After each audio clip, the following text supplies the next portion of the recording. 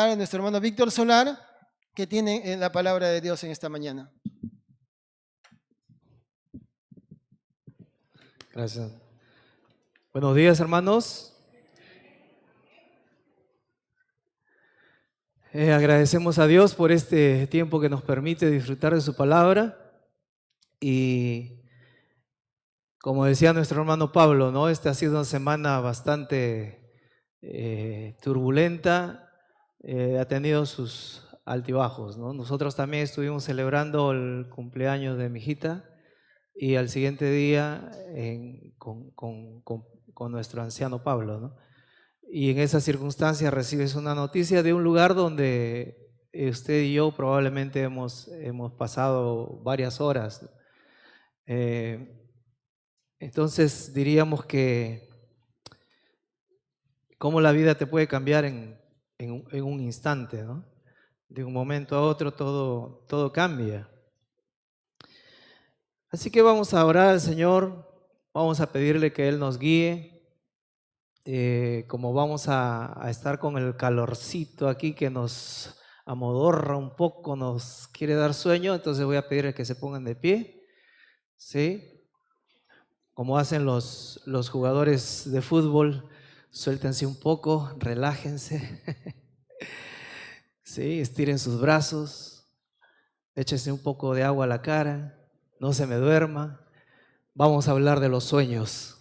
Oramos al Señor. Nuestro Padre, te exaltamos, agradecemos tu palabra que nos da esperanza, que pone en nuestros corazones algo totalmente distinto a lo que el mundo tal vez nos trata de dar o consolar cuando no hallamos ninguna opción, ninguna esperanza, cuando nos enfrentamos a lo realmente difícil en la vida, pues nosotros acudimos a ti y suplicamos que tu palabra, Señor, nos guíe esta mañana, que podamos aprender y que esta palabra que es viva y eficaz, Señor, transforme nuestros corazones y tú nos hagas, Señor, conforme a tu imagen y semejanza. Te amamos, Señor, y encomendamos este tiempo en tus manos. En Cristo Jesús, amén. Asiento, hermanos. Sí, vamos a hablar un poco de los sueños. ¿Ustedes creen en los sueños o no? No sé si creen o no creen, pero el hecho relevante es que todos tenemos sueños, ¿no? Espero que no del sueño que me voy a dormir ahorita, sino de sueños que ocurren cada noche, diríamos, ¿no? Ahora, hay algunos sueños que nos permiten recordar después cuando despertamos, ¿no? Y hay otros sueños que son como perturbadores. Esos sueños que te levantan a cualquier hora y te dejan pensando y meditando en lo que has soñado. Y bueno, seguro hace algún tiempo he contado lo mismo, pero quiero recordar dos sueños que tuve y tienen que ver con la muerte. Con la muerte, ¿no? El primero, yo no sé por qué circunstancia, más o menos en la Edad Media me encontraba sentenciado a muerte, a la guillotina, y estaba sobre una plataforma no sé qué había hecho, ¿no? Y era un sueño, no era verdad. Y yo estaba en la fila de los que iban a ser ejecutados, ¿no? Hay algunos niños, ya, bueno. Pero sí veía cruelmente cómo pasaban por la guillotina, ¿no? Los adultos ya saben lo que pasaba en la guillotina. Y yo estaba en la fila. Y era desesperante, ¿no? Porque no podía salirme de la fila. Faltaban apenas unos 5 o 6 para mi turno. Y yo veía cómo la guillotina hacía su trabajo ¿no? Y ya faltaban ahora 4 y ya faltaban 3 y buscaba quien me ayude y me saque del lugar. En el camino vi a varios de ustedes. En la parte baja yo vi a varios de ustedes caminando por ahí. Inclusive vi a nuestro hermano Heriberto y nuestra hermana Norma. Y yo les gritaba a ellos y a varios de ustedes para que me ayuden. Pero ninguno de ustedes me ayudó. Algunos creo que estaban hasta tranquilos y contentos que me vuelen la cabecita. Pero por fin vi, ¿no? El hermano Heriberto y le gritaba, pero él tampoco me hacía caso, ¿no? Y por fin llegué no por fin, sino lamentablemente llegué al momento en que a mí me tocaba. Y en ese momento mi clamor fue a Dios, ¿no? Que me libre de la guillotina. Y justo cuando iba a caer la guillotina me desperté. Y me senté en mi cama y cómo agradecí a Dios, ¿no? De que haya sido solo un sueño. Y por supuesto, no hice todos los compromisos, Señor, perdóname si estoy pecando, no me voy a apartar de tus caminos, voy a seguir fielmente, voy a revisar mis temas para predicar bien. De todo le ofrecí al Señor, después de ese sueño, pero era un sueño, ¿no? El otro que está relacionado con la muerte fue de un indio que me perseguía. Yo no le había hecho nada al indio y el indio tenía una lanza más o menos de esa altura y comenzaba a perseguirme, ¿no? Y pues yo corría con todas las fuerzas, ¿no? Y de pronto entré como en un callejón con muchas cosas al costado, pero resulta que el callejón no tenía salida. Entonces llegué al fondo y el indio venía atrás de mí y claramente sentí que el indio lanzó como una jabalina su lanza y se atravesó en mi espalda. Sentí claramente que me atravesó la espalda. Y yo dije, ¡ay! Y me desperté. En ese tiempo era soltero y no recuerdo con quién de mis hermanos dormíamos en una sola habitación y creo que lo desperté con mi grito, ¿no? Y de pronto tú te pones a reflexionar y dices, ¿qué significa esto, no? De hecho, que cuando nosotros llegamos a una circunstancia así, somos reflexivos. ¿O no reflexionarían ustedes? Seguro ustedes han tenido algunos sueños similares o parecidos, ¿no? Pero sí, eso causó un impacto y hubiese querido que alguien me interprete qué significa ese sueño. Miren, vamos a Daniel capítulo 2, versículo 1 en adelante. Vamos a leer, vamos a tocar solamente la mitad del capítulo. Ya hemos visto en la introducción con nuestro hermano Pablo y también en el capítulo 1 con nuestro hermano Hugo, cómo es que el pueblo de Israel es subyugado por el imperio babilónico. Nabucodonosor, el rey, el esplendoroso rey de esa época, se levantaba como el mayor imperio de todos los tiempos. Según la palabra de Dios, este fue el rey más grande de toda la historia. Ni los poderosos de hoy en día se pueden comparar a la grandeza que tuvo el imperio babilónico, ¿no? El imperio babilónico viene desde la Torre de Babel, ¿no? Y ya en la introducción vimos todo el recorrido que ha hecho este imperio. Ha tenido sus altibajos, pero su esplendor llega con Nabucodonosor II a finales de los años 600, ¿no? Y Nabucodonosor se levanta como el rey más importante de todos los tiempos, que se sitúa en esa época.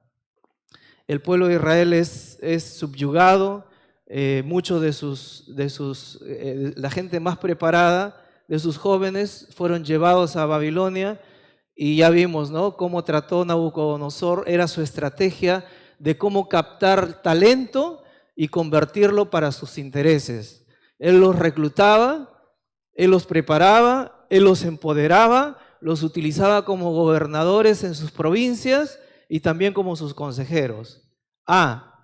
Pero si ellos decidían rechazar a este rey, traicionarlo o simplemente eran incompetentes para hacer el trabajo, Nabucodonosor no tenía ningún problema en eliminarlos. Si bien es cierto, era un rey poderoso, inteligente, disciplinado, pero también era despiadado. Él no tenía ningún problema, ¿no?, en cortar cabezas rápidamente.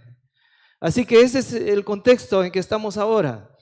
El imperio ha crecido, está en su mayor esplendor y vemos que en el tiempo de Nabucodonosor se construyen los famosos jardines colgantes, ¿no?, que es considerado una de las 7 maravillas del mundo antiguo, y un montón de infraestructura que ha sido descubierto no hace mucho, hace un par de siglos recién se ha ratificado lo que se decía de la Babilonia de los tiempos de Nabucodonosor, y la palabra de Dios una vez es ratificada por la misma ciencia, de que todo lo que se narra ahí existió y fue tal cual la palabra de Dios nos dice, ¿no? Entonces, qué fiable es la palabra que Dios nos da, no solamente en la parte teológica, sino también en la parte histórica y científicamente demostrado.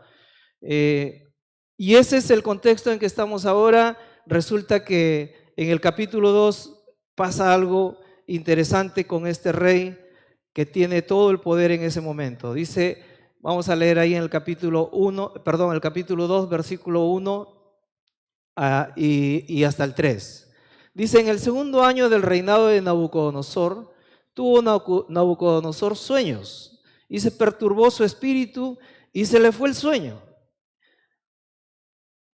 Hizo llamar el rey a magos, astrólogos, encantadores y caldeos para que le explicasen sus sueños. Vinieron pues y se presentaron delante del rey y el rey les dijo, he tenido un sueño y mi espíritu se ha turbado por saber el sueño. No, uno diría tal vez como lo que les he contado de mis sueños. Ya pues fue un sueño, ¿no? O sea, ¿cuál es el problema? ¿Por qué despiertas a todo el mundo, no? Pero este era un sueño tal, no era para cualquier persona, obviamente era el rey más poderoso de la tierra en ese momento y acostumbraban ellos, como en todos los pueblos y lugares de ese tiempo, y yo pienso, ¿no?, que serían las 10, 11 de la noche. Ellos dormían temprano, no había luz eléctrica, no había internet, no había wifi, ¿no? Entonces, aún ahora en los pueblos, si usted va a los pueblos pequeños donde no hay muchas distracciones, nosotros hace poco pasamos con mi esposa por un pueblito que se llama Castilla, ¿verdad? No es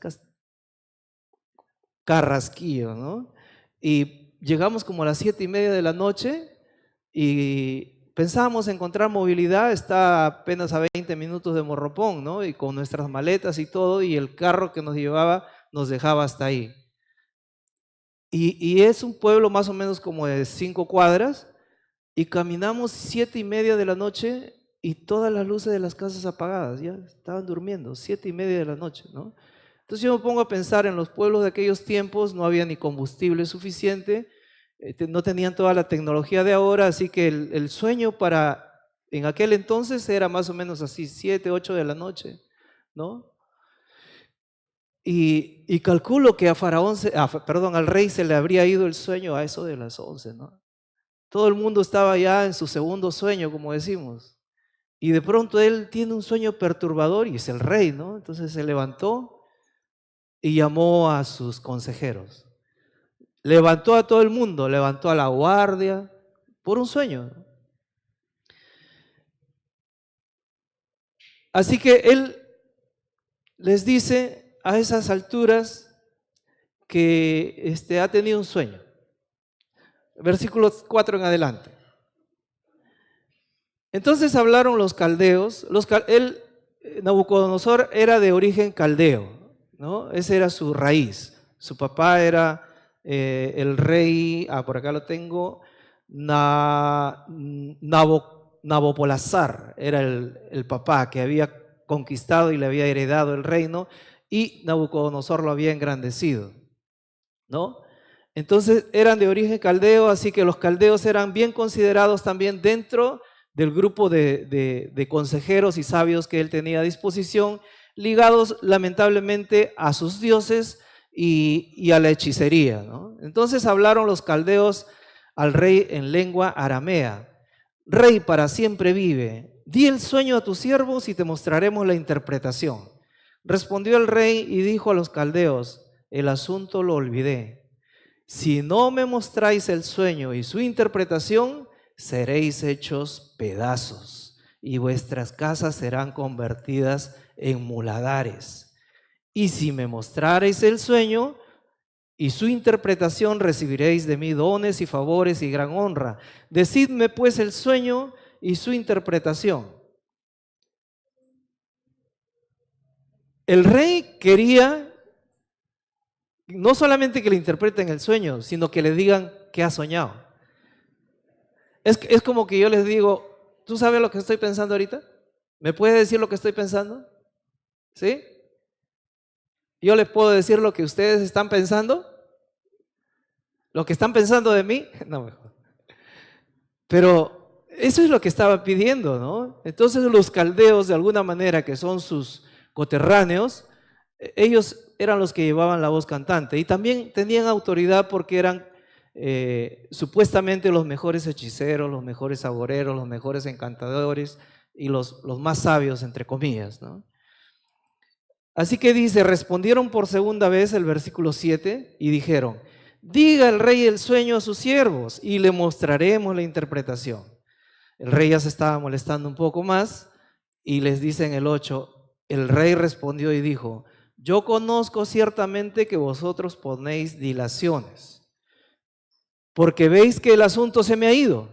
Si no me mostráis el sueño, una sola sentencia hay para vosotros. Ciertamente preparáis respuesta mentirosa y perversa para decir delante de mí, entre tanto que pasa el tiempo. Decidme pues el sueño para que yo sepa que me podéis dar su interpretación.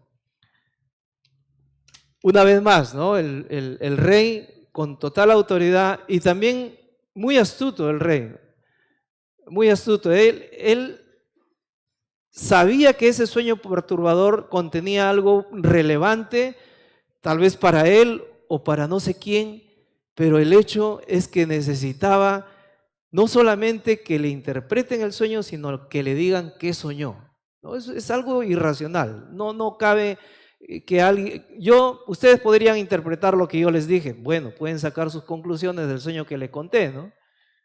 Pero que alguien le diga lo que usted ha soñado, eso es descabellado, ¿no? Los caldeos respondieron delante del rey y dijeron, no hay hombre sobre la tierra que pueda declarar el asunto del rey. Número 1, no hay hombre. ¿Es posible o no? No, nadie podía, ¿no? Es un razonamiento lógico que ellos están teniendo acerca de esta circunstancia. Rey, estás pidiendo algo y no hay ni un solo hombre que pueda hacer lo que tú estás pidiendo, ¿no? Después dijeron los caldeos, además de esto, ningún rey, príncipe ni señor preguntó cosa semejante a ningún mago, ni astrólogo, ni caldeo. Esta era una respuesta un poco punzante, ¿no? O sea, es como decirle, ¿estás loco? ¿Qué tienes? Nadie ha pedido algo así, ¿no? Ningún otro rey, otro gobernante ha pedido algo así, ¿no? Y solamente a ti se te ha ocurrido pedir que te digamos lo que estás soñando o lo que estás pensando. Segunda respuesta. Tercera respuesta.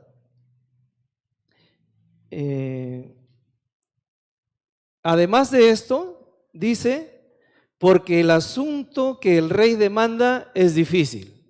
¿Es cierto o no? ¿Es difícil? ¿Alguno de ustedes podría? Es difícil, no se puede. Y por último ellos dijeron, no hay quien lo pueda declarar al rey, salvo los dioses cuya morada no es con la carne. Salvo los dioses, ellos tenían sus propios dioses, ¿verdad? Y esto exasperó totalmente al rey. De repente las otras tres respuestas los dejó que hablen, ¿no? Con la autoridad del que el rey tenía, a la primera nomás los hubiese hecho callar y mandar a matar como él mismo decía. Sin embargo, el rey, al escuchar la última respuesta, dice, por esto, el versículo 12, el rey con ira y con gran enojo mandó que matasen a todos los sabios de Babilonia. ¿Recuerdan? Yo les di algunas características del rey, ¿no? Él era inteligente, ¿no? Reclutaba gente para capacitarlos. También era disciplinado, tenía un gran ejército, un hombre de guerra que podía defender sus territorios y conquistar otros pueblos, pero también era un rey despiadado, que cuando a alguien se le ocurría siquiera traicionarle o era incompetente para hacer su trabajo, entonces él rápidamente actuaba y severamente castigando hasta con la muerte. Y en esta última parte se supone que él trajo a todos estos agoreros, hechiceros, encantadores, adivinos y sabios, porque ellos estaban relacionados con sus dioses, venían de diferentes tribus, pueblos conquistados, y cada uno tenía sus dioses. Se supone que ellos deberían ser receptores de la revelación de sus dioses para interpretar ese sueño. Pasaban dos cosas: o sus dioses eran falsos, o ellos eran tan incompetentes que sus dioses no les hablaban. ¿Se acuerdan cuando Elías clama a Dios junto con los otros sacerdotes que clamaban también a sus dioses? ¿Qué les decía Elías? Elías les decía: ¿qué pasa? Ustedes están clamando todo el día, toda la noche, y sus dioses no les escuchan. ¿Qué, estará durmiendo su Dios? ¿No? Irónicamente les decía Elías.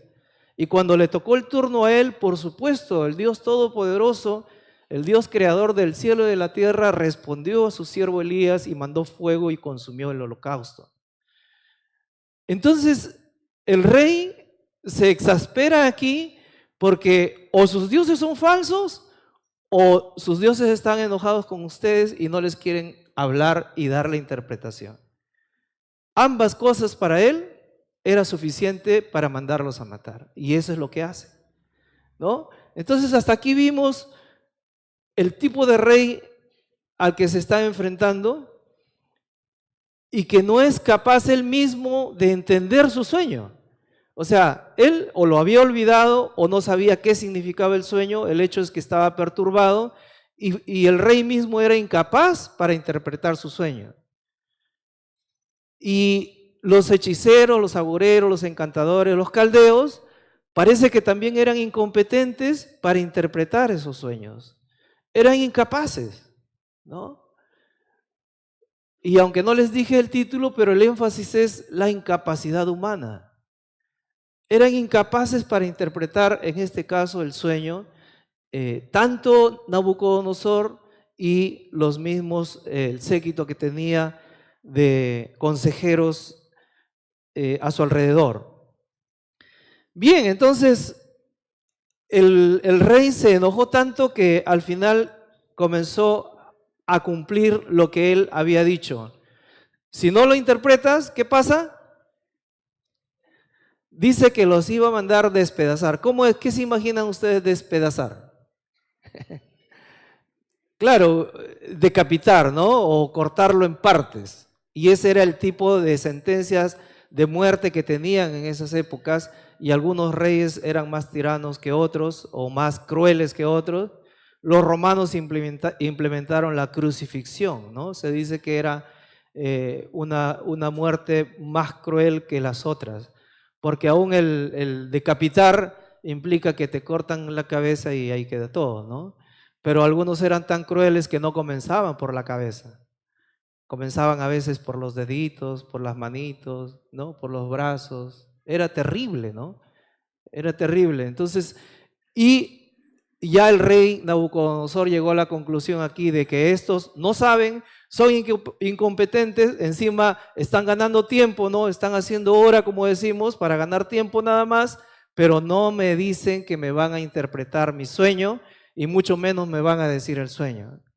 Así que en el versículo 13 dice: y se publicó el edicto, o sea, oficialmente él escribe el edicto de que los sabios fueran llevados a la muerte. Y aquí recién entran en escena nuestros personajes, ¿no? Y buscaron a Daniel y a sus compañeros para matarlos. Daniel y sus compañeros no estaban en ese momento, pero al dar el edicto el rey implicaba no solamente a los que habían estado presentes, sino a todos los considerados sabios en su reino. Calculen el tiempo. ¿Cuánto tiempo piensan que ha pasado entre que el rey ha llamado a sus consejeros, adivinos, y hasta que sale el edicto? No se ve mucho diálogo, ¿no? Simplemente tal vez unas horas, no más. Si él ha tenido sueño durante la noche, 10, 11 de la noche, 1 de la mañana, los ha levantado a todos y los ha traído y la orden del rey se cumple ya, ¿no? Y ahora, minutos más tarde, al no tener una respuesta, él lanza un edicto y simplemente llama a su capitán, que era el encargado de hacer eso, ¿no? Entonces dice que se publicó el edicto y ahora salen a buscar a Daniel y sus amigos también porque estaban considerados dentro de los sabios, ¿no? Versículo 14 dice, entonces Daniel dice, cuando fue encontrado obviamente, dice, habló sabia y prudentemente a Arioc, así se llamaba el capitán, capitán de la guardia del rey que había salido para matar a los sabios de Babilonia, ¿no? Y habló y dijo a Arioc, capitán del rey, ¿cuál es la causa de que este edicto se publique de parte del rey tan apresuradamente? Entonces Arioc hizo saber a Daniel lo que había. Daniel entró y pidió al rey que le diese tiempo y que él mostraría la interpretación al rey. ¿Qué pasa si tú te enteras que estás sentenciado a muerte? ¿Qué harías? Bueno, si me preguntan, yo lo primero que hago es por dónde fugo, ¿no? Por dónde me escapo, ¿no? Pero miren, ¿no? O sea, ya Daniel es encontrado por el capitán. El capitán no era un capitán dócil, tranquilo, ¿no? Si a ti te ponen como capitán para ejecutar personas, te ponen como verdugo de personas, debes tener un carácter temible también, ¿no? Debes ser un hombre de guerra, hábil y listo para cumplir la orden del rey, ¿no? Así que Arioc no era cualquier capitán. Arioc era un hombre bastante eficiente en su trabajo y ha salido y ha capturado a todos los considerados sabios.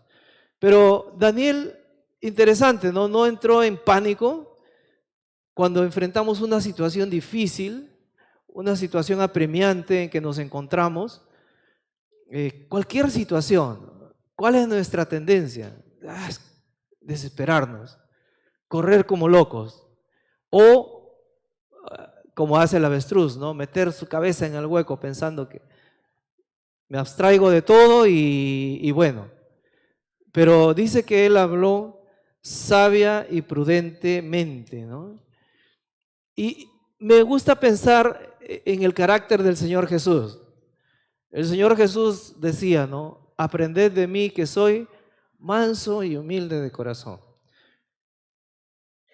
Es cuando necesitamos aplicar ese carácter ante circunstancias difíciles. El desesperarse no sirve de nada, el esconderse no sirve de nada, el enfrentarlo con sabiduría, con prudencia, dependiendo de Dios, es lo mejor que podemos hacer ante esas circunstancias.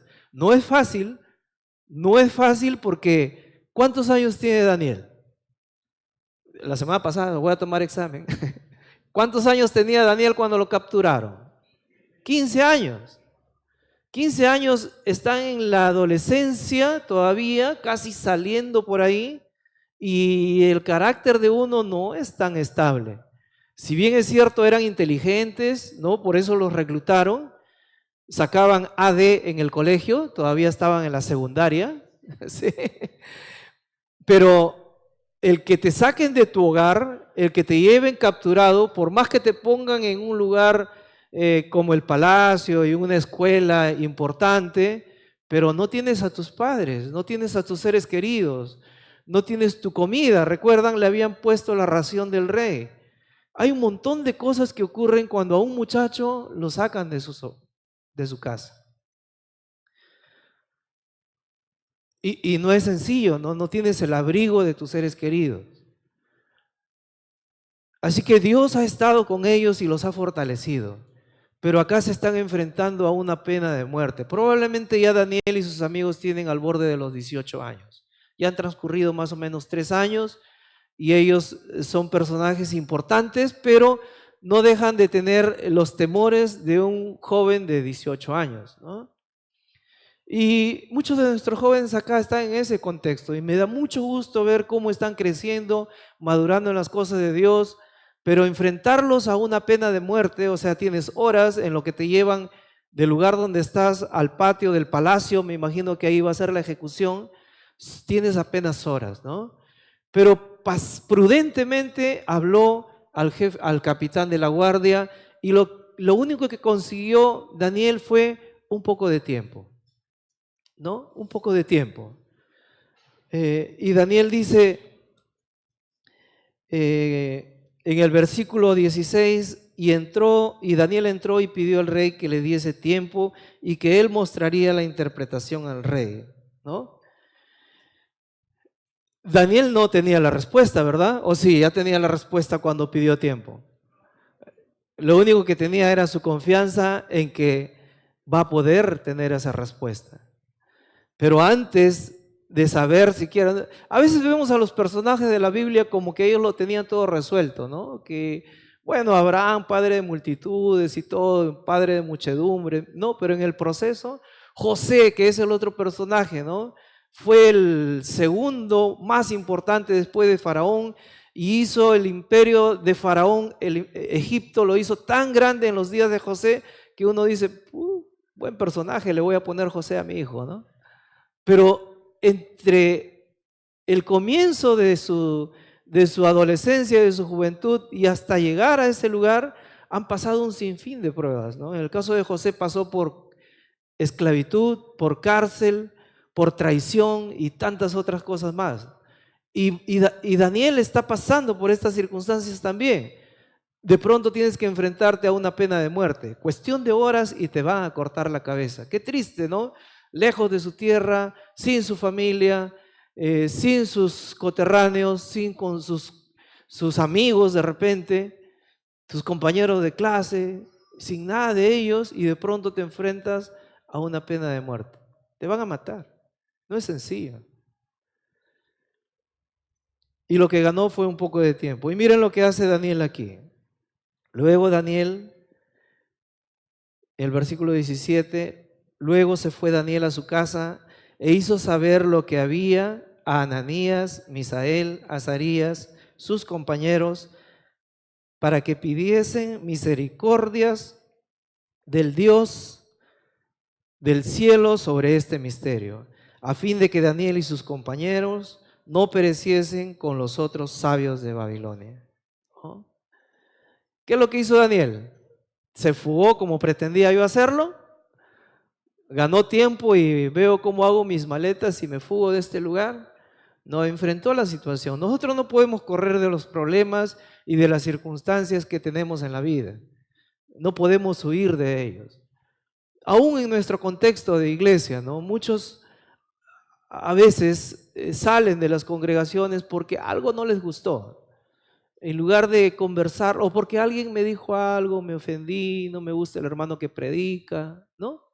Un sinfín de cosas y rápidamente abandonamos no solamente la iglesia, sino los caminos de la fe, los más tristes, ¿no?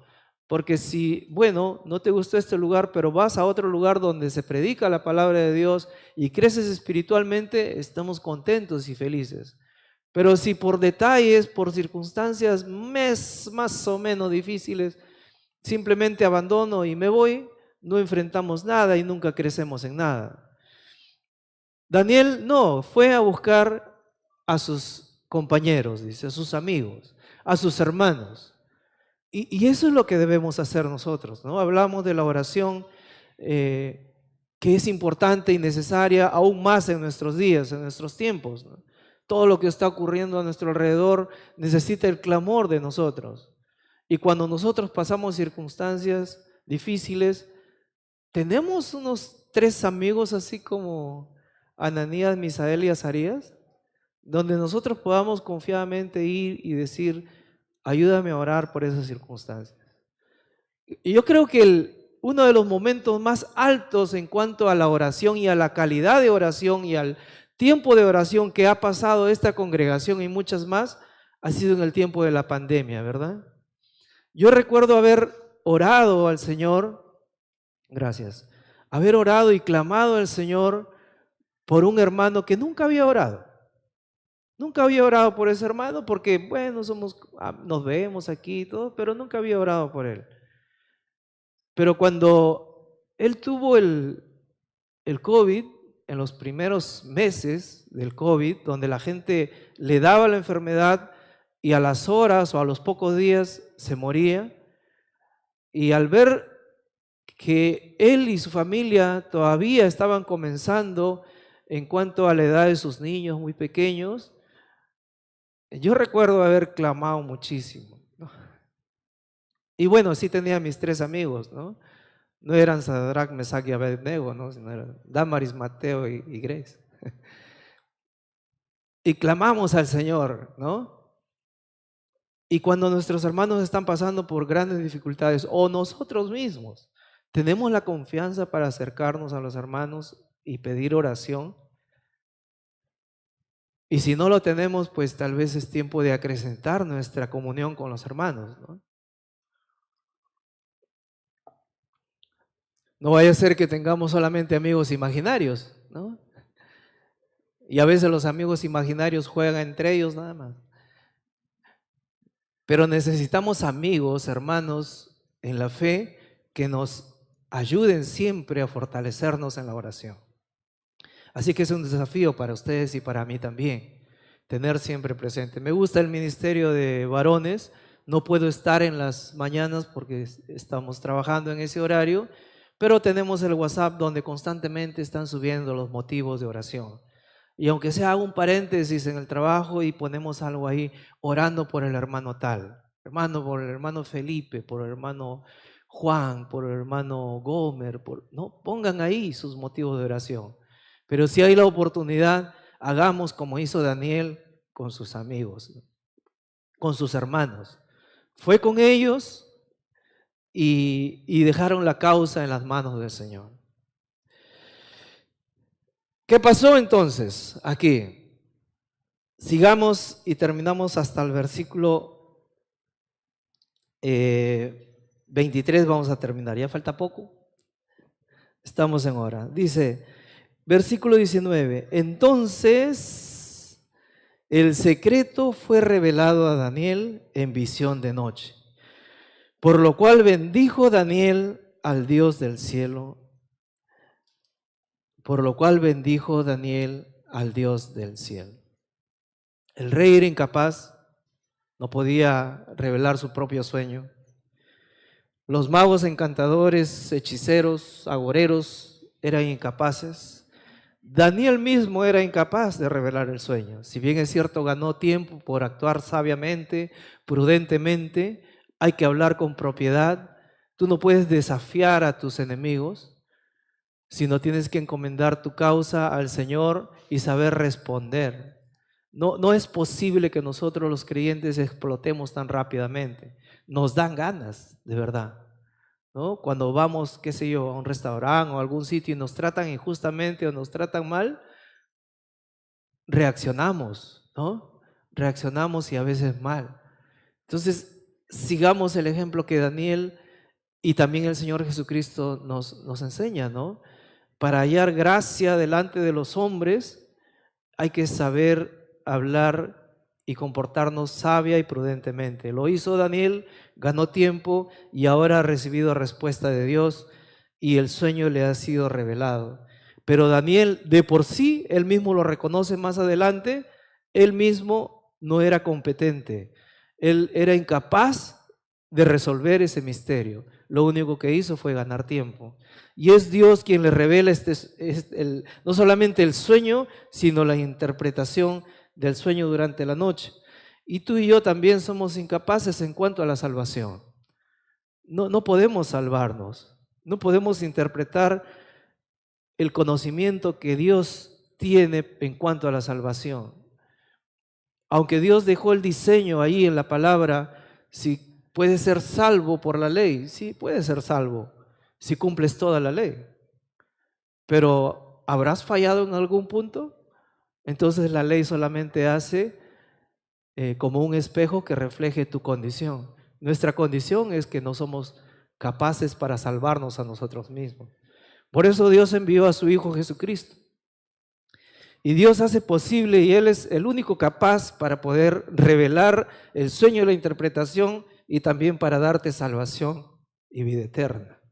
En Cristo podemos alcanzar la salvación. No son por nuestras capacidades, no son por nuestros méritos. Y Dios responde a los suyos. Dios ha respondido y le está salvando literalmente la vida a Daniel, a sus amigos. Y es más, ellos podían haberse llevado la bendición y simplemente decir, bueno, acá está, mis amigos y yo somos los que debemos ser librados. A los otros ya, mátalos si quieres. Pero no fue así. Bueno, ese es el otro tema, el que sigue. Sin embargo, vemos que Daniel, en el versículo 20, al final del versículo 19, por lo cual bendijo Daniel al Dios de los cielos. Nuestros jóvenes están pasando por la etapa, en algunos terminando los estudios, la secundaria, otros preparándose para postular a alguna universidad, otros han ingresado recién a la universidad y se están enfrentando a diferentes circunstancias allí en sus locales de estudios. Algunos tal vez un poquito más grandes ya están en sus centros de trabajo, donde ya tienen que enfrentar lo que aprendieron de los caminos del Señor, tanto en sus hogares como en la iglesia, ahora ante un mundo tan despiadado y tan cruel. Y si nuestros jóvenes no van con el cimiento de la palabra de Dios, en el camino van a sucumbir. Se oraba por algunos que han ido a sitios, lugares, a universidades donde literalmente se predica el ateísmo, donde sacan a Dios de la ecuación y el humanismo se ha insertado a tal punto que Dios está fuera de todo, está fuera de todo. Y muchos lamentablemente siguen la corriente de este mundo y se desvían de los caminos del Señor. Vemos aquí que Daniel lo primero que hace es bendecir y agradecer al que le dio la respuesta, al Dios de los cielos. Y esto que voy a compartir, que es la parte final del párrafo que me toca, es un argumento para que ustedes jóvenes puedan compartir con aquellos que demandan alguna razón de su fe. Estas sencillas pero profundas palabras que Daniel da aquí en su oración de bendición y de gratitud, es algo que tú deberías tener como adolescente, como joven, listo para poder responder a los que demandan de tu fe. Da a conocer quién es el Dios que tienes, da a conocer quién es el Salvador que tú tienes. Y mire cómo se expresa Daniel aquí, y ojalá ahí ustedes en sus Biblias, si las tienen abiertas, sigan ahí detenidamente lo que Daniel expresa aquí en su oración. Él se levanta y se encuentra con la solución, con la respuesta a su oración. Y Daniel dice en el versículo 20, y Daniel habló y dijo, sea bendito el nombre de Dios de siglos en siglos, porque suyos son el poder y la sabiduría. Él muda los tiempos y las edades, quita reyes y pone reyes, da la sabiduría a los sabios y la ciencia a los entendidos. Él revela lo profundo y lo escondido, conoce lo que está en tinieblas y con él mora la luz. A ti, oh Dios de mis padres, te doy gracias y te alabo, porque me has dado sabiduría y fuerza, y ahora me has revelado lo que te pedimos, pues nos has dado a conocer el asunto del rey. Dice el Salmo 103, bendice alma mía a Jehová, y bendiga todo mi ser tu santo nombre. Bendice alma mía a Jehová, y no olvides ninguno de sus beneficios. Él es el que te rescata del hoyo, tu vida, el que te corona de favores y misericordias, el que sacia de bien tu boca, de modo que te rejuvenezcas como el agua.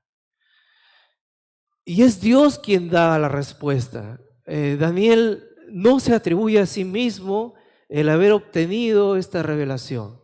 no son sus méritos. Cuando nosotros hacemos algo en la obra de Dios, no solamente es la salvación que nos ha regalado en Cristo, si aún nuestro ministerio, aún lo que hacemos, aún el servicio, aún el trato a los demás, son en virtud a que Él ha puesto su carácter en nosotros. Y nosotros debemos ser gratos con Él. Y Daniel agradece profundamente el que Dios le haya salvado la vida en estas circunstancias. A ti, oh Dios, de mis padres te doy gracias y te alabo. Interesante que también menciona a sus padres, ¿no?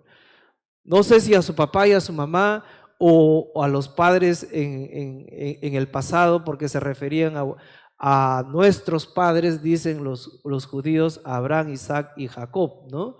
Atribuyen a ellos la paternidad en el sentido que por ellos viene la promesa y la salvación para Israel, pero yo prefiero pensar que han sido sus padres que han sembrado la palabra de Dios en ellos. Y ahora es tangible en la vida de Daniel. Su vida, la vida de él y de sus amigos pende de un hilo y Dios está revelando ese sueño y les está diciendo, te salvo la cabeza, te libras del rey. Y más propósitos tiene Dios que más adelante seguro van nuestros hermanos que continúan con el tema, van a compartir con nosotros, pero Él es grato y ahora la fe que ha recibido de sus padres es tangible. Dios le ha respondido y Él es agradecido, ¿no? Ahora puedo ver quién es realmente el Dios en el que he confiado. Y lo que hacemos nosotros tiene que ver con gratitud a lo que Él ya hizo. ¿Ha recibido salvación? Pues ahora tenemos que ser gratos con esa salvación que Él nos ha dado. Dice que hemos sido preparados para buenas obras. Sí, hay que actuar haciendo las buenas obras. No te van a salvar, pero sí han estado destinados de antemano en la medida que Dios nos ha redimido y nos ha salvado. Solamente en Cristo hallamos salvación, solamente Él tiene la capacidad para hacerlo. Como diría también en Lucas, nosotros siervos inútiles somos. Nosotros utilizamos esa frase como para fastidiar a otros. Siervo inútil, le decíamos, ¿no? Teníamos uno de nuestros jóvenes de mi tiempo, ¿no? Que hacía alguna torpeza por ahí y nosotros, siervo inútil, le decíamos.